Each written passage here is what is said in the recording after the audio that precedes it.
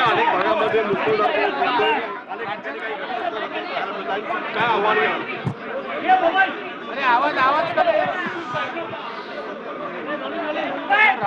राज्यामध्ये विशेषतः MMR region असेल, ठाणे, रायगड, पालघर असेल, पुण्याचा काही भाग असेल, नाशिकचा काही भाग असेल आणि इतरही काही भागांमध्ये अतिशय मुसळधार अशा प्रकारचा पाऊस आहे. कालपासनं आपण वेगवेगळे अलर्ट दिलेले आहेत. विशेषतः या भागामध्ये 6 तारखेपर्यंत सातत्याने अतिशय मुसळधार पाऊस असेल, वादळं देखील येतील, ॲव्हरेजच्या पेक्षा कितीतरी जास्त पाऊस होईल अशा प्रकारची जी काही अलर्ट्स आहेत हे अलर्ट्स आपण देतो.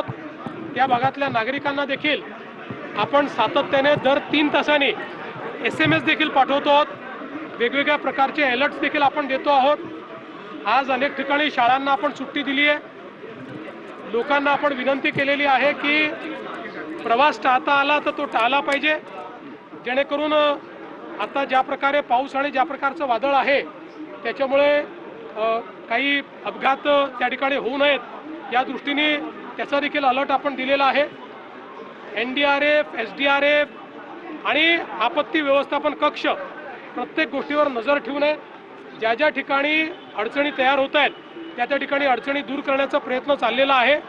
फक्त माझी विनंती आहे, यावेळी आपण नीट अलर्ट सगळ्यांना देतो, लोकांनी ते अलर्ट्स फॉलो करावीत आणि शक्यतोवर त्या अलर्ट्सप्रमाणेच आपण त्या ठिकाणी बाहेर पडावं अशा प्रकारची माझी विनंती आहे.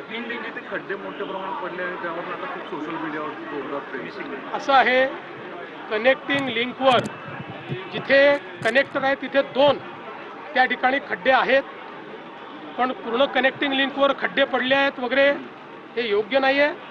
मुळामध्ये काही लोकांना याच्यातच आनंद आहे की कुठल्याही गोष्टीला खूप ॲम्प्लिफाय करायचं. आपल्याला कल्पना आहे कुठलंही काम झाल्यानंतर पहिला पाऊस जो असतो या पावसानंतर त्याच्यावर दुसरी लेअर येते, कारण त्या पावसामध्ये आपण त्याची ड्युरेबिलिटी टेस्ट करत असतो. त्या पावसामध्ये त्या ठिकाणी काय अडचणी येतील ते आपण टेस्ट करत असतो. पण हरकत नाही, निंदकाचे घर असावे शेजारी, त्यामुळे निश्चितपणे त्या संदर्भात योग्य काळजी MSRDC घेईल. आणि पुन्हा एकदा सांगतो, दरवेळेस तेच त्या गोष्टी सांगाव्या लागतात. नवीन उड्डाण पूल केला की त्या ठिकाणी मास्टिक एस्फाल्ट आपण जेव्हा टाकतो ते सुरुवातीला जमाच होतं, त्याच्यानंतर मग ते त्या ठिकाणी योग्य पद्धतीनं चालतं. अनेक ठिकाणी आपल्याला केलेलं काम जे आहे ते सेटल करावं लागतं. या इंजिनिअरिंग गोष्टी आहेत. तथापि निश्चितपणे जर हे लक्षात आणून दिलेलं आहे तर त्याच्याकडे लक्ष दिलं जाईल. कुठे जर काही कमतरता असतील तर त्या कमतरता दूर करता येतील. पण देशातला सर्वात उंच पूल, देशातले सर्वात रुंद बोगदे, देशामध्ये डॅमच्या खाली बोगदा हे पहिल्यांदा आपण करून दाखवलेलं आहे. त्यामुळे निवड टीका करणं हे टीकाकारांनी लक्षात घेतलं पाहिजे. त्या इंजिनियर्स ज्यांनी हे काम केलेलं आहे त्यांनाही धन्यवाद दिले पाहिजे. तथापि जे काही या ठिकाणी सोशल मीडियावर त्यांनी मांडलेलं आहे, काही रेक्टिफाय करायचं असेल तर रेक्टिफाय केलं जाईल. मुख्यमंत्र्यांनी माध्यमांशी ते बोललेत. अनेक शाळांना सुट्टी जाहीर केली आहे. त्यासोबत राज्यातल्या अनेक जिल्ह्यांना पावसासंदर्भातला अलर्ट देण्यात आलेला आहे. पावसासंदर्भात मुख्यमंत्र्यांनी केलेलं भाष्य.